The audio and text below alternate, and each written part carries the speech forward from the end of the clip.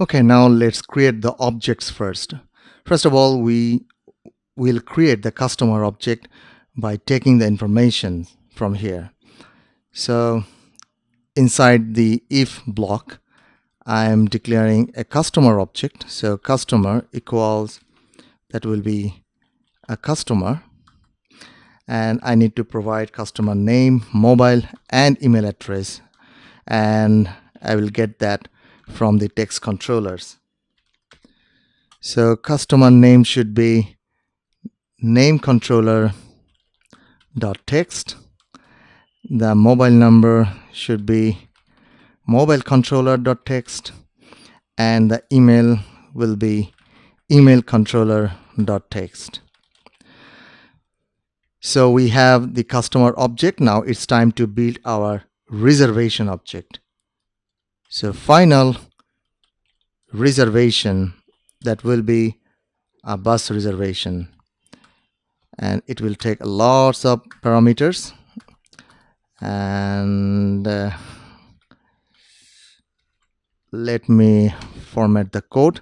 Now first of all, bus reservation needs a customer object, and it already took the customer object from here. Now we need the schedule object. We have the schedule object here. We need to provide a timestamp, and the timestamp, this property is actually integer. We need to provide the current time as milliseconds. So we are storing the booking time as a timestamp so that we can retrieve this integer millisecond value from database anytime. And the benefit of storing a timestamp is we can actually show the time value in any format we want. So the timestamp should be datetime dot now dot millisecond since epoch. So the departure date should be the departure date, and the total seat booked should be total seats booked. Seat numbers, already got the seat numbers, and the reservation status. So whenever user or customer will make a reservation, we want to tag the reservation with a status. And the reservation status, I have already declared some status inside the constant.dirt file, and we have some reservation status like active, cancelled, confirmed, and expired. And once the user make a reservation, the first status will be active, and the total price should be the grand total. So we got the grand total by from a method. I'm just calling the method once again. So get grand total, and I need to pass the arguments as well. I'm just copying this argument from here because I already called that function once to print the grand total here. So now copy and simply paste. Okay, so now we have passed all the information that needs to build a bus reservation object, and now it's time to save this reservation object into this table reservation list, this temporary table. To do that, we need actually this method. So if you go to the data source class, and we have a method that is add reservations. So we need this method to be called that takes a reservation object as parameters. So let's go to the dummy data source class and find the information implementation of add reservation, and this is it. So this is the method we'll be using right now. So inside that method, I'm simply add the reservation object to the temdb file, temdb reservation list. So temdb dot table reservation dot add, and the reservation object as well. And if you look carefully, we are returning something else, that is a response model, because this is the first time we are actually inserting anything. and after a successful insert, we might want to know our user that whatever information you is trying to insert, it has successfully done.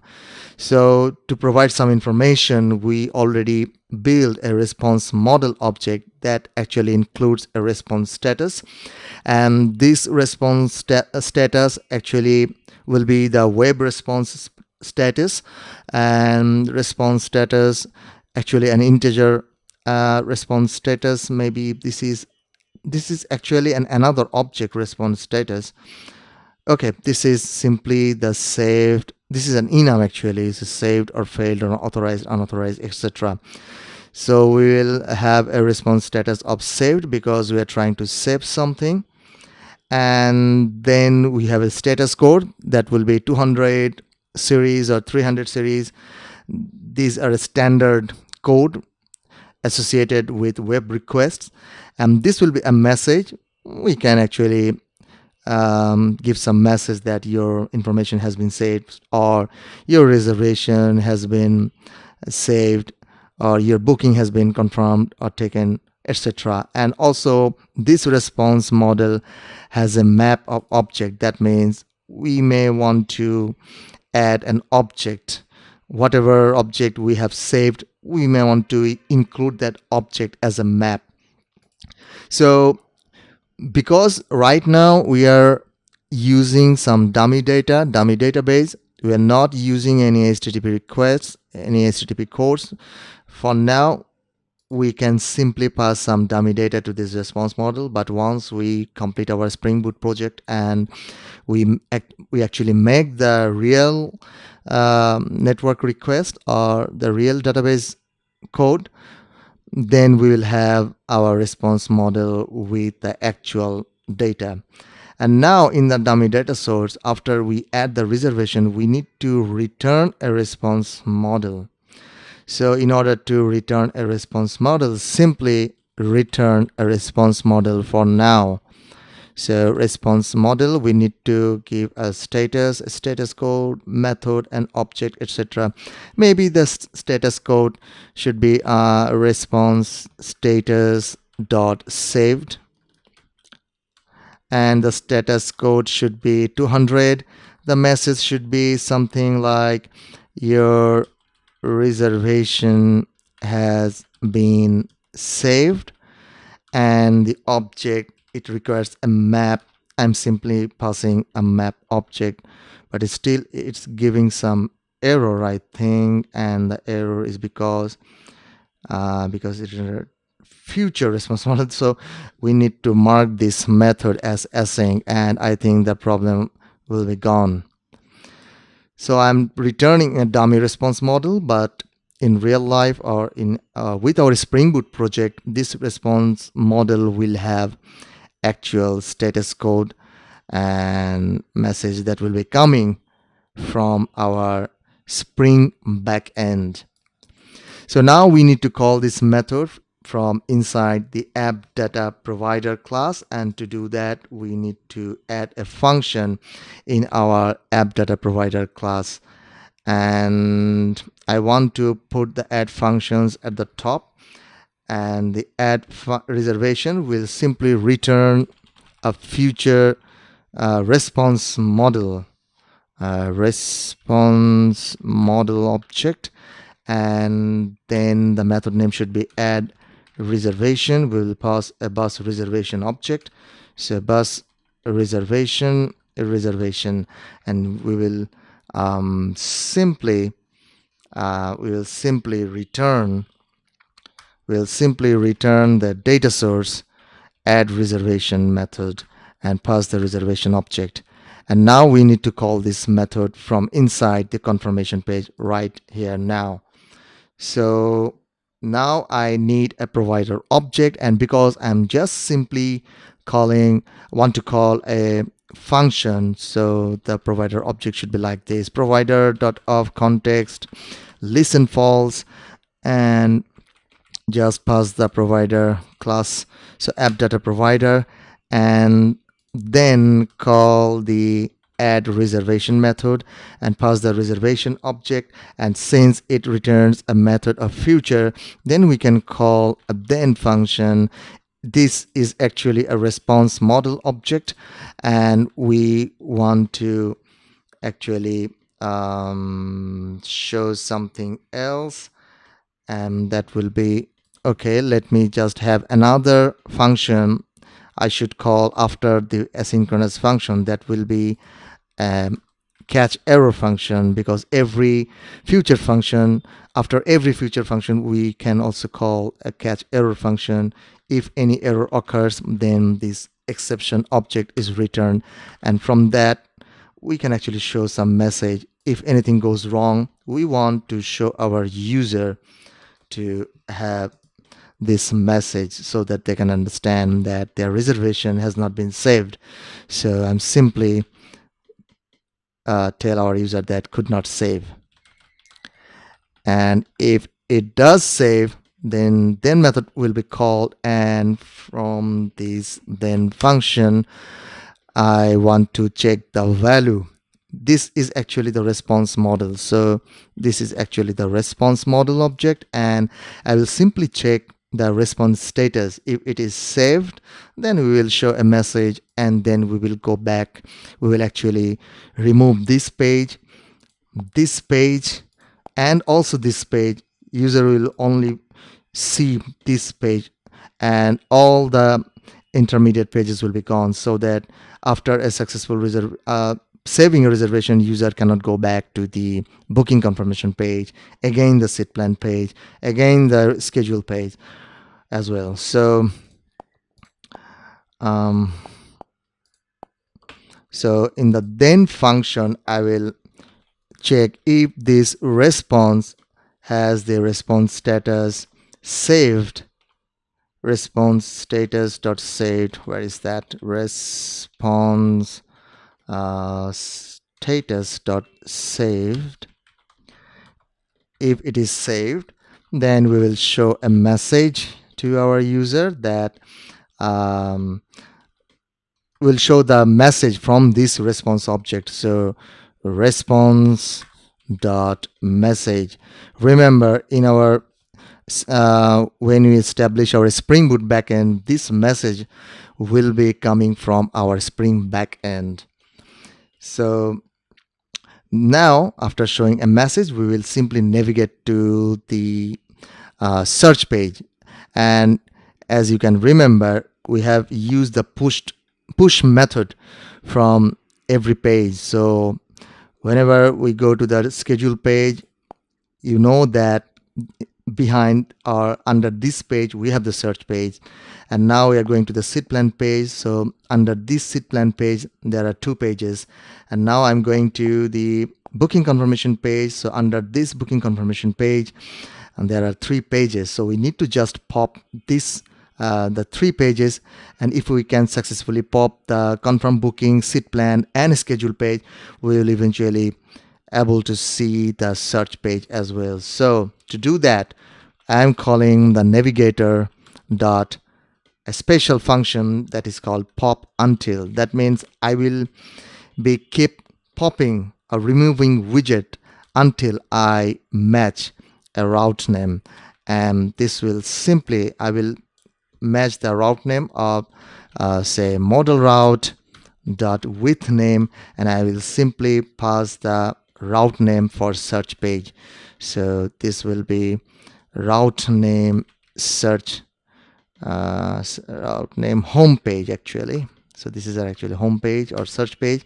So it will pop until it gets to this search page, and it will remove everything over the search page.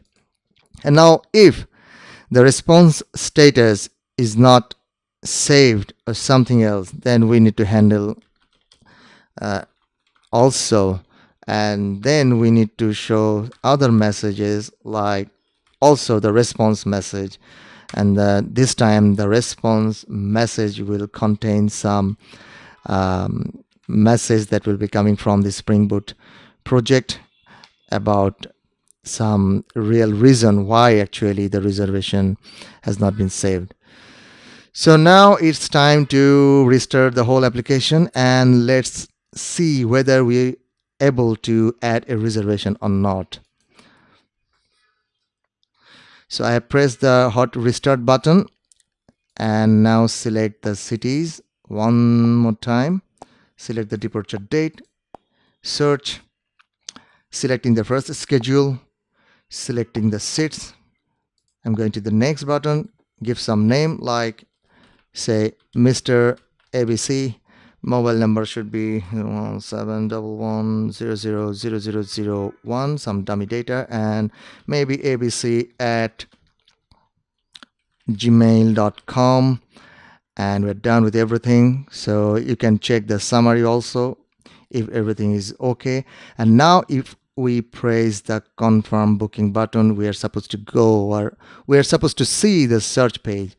So we're actually seeing nothing at all. I don't know why, because it throws an exception. And let me check what is wrong with this. So the real exception or the message, so package debug assertion failed, it says something that is, I'm not getting it actually. It says hardware keyboard, some stuff like that. I don't know what's wrong with it. This is not some exception, the hardware keyboard exception. I don't know where it is coming from. And what is this page? Let me go to the search page. Let me go to the search page and let me check whether we have used the push name. Okay, we have the push name. We are going to the search result page.